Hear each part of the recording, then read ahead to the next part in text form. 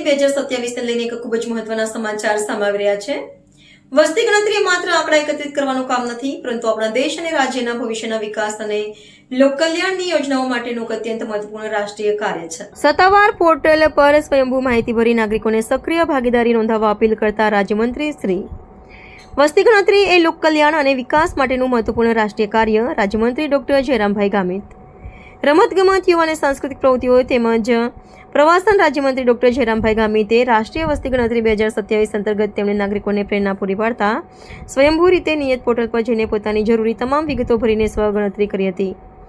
આ પ્રસંગે તાપી જિલ્લા સહિત સમગ્ર રાજ્યના નાગરિકોને અપીલ કરતા રાજ્યમંત્રી ડોક્ટર જયરામભાઈ ગામિતે જણાવ્યું કે વસ્તી ગણતરી એક અત્યંત મહત્વપૂર્ણ રાષ્ટ્રીય કાર્ય છે, જેનો મુખ્ય આશય લોક કલ્યાણની વિવિધ યોજનાઓનું સચોટ અમલીકરણ અને ભવિષ્યના વિકાસ કાર્યોને સુનિશ્ચિત કરવાનું છે।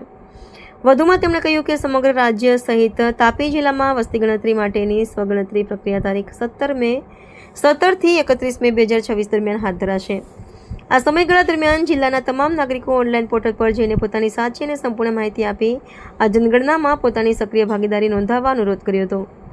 નોંધનીય છે કે તારીખ 1 જૂનથી તારીખ 30 જૂન 2026 દરમિયાન વસ્તી ગણતરી કર્મચારીઓ દ્વારા ઘરે ઘરે જઈ માહિતી એકત્રિત કરવામાં આવશે। જેઓએ સ્વગણતરી કરી છે તેઓના SCID એકત્રિત કરશે।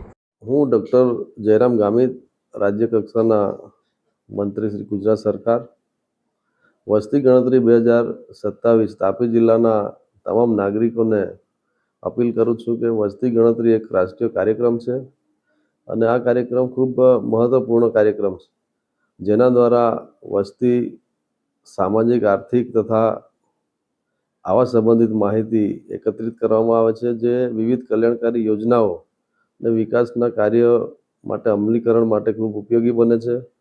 આથી હું જાહેર જનતાને અપીલ કરું છું કે આજથી એટલે કે 17 મેથી 31 મે 2026 સુધી ચાલનાર વસ્તી ગણતરીના વિધિવત શરૂઆત હું મારા પોતાના નિવાસસ્થાનથી કરું છું।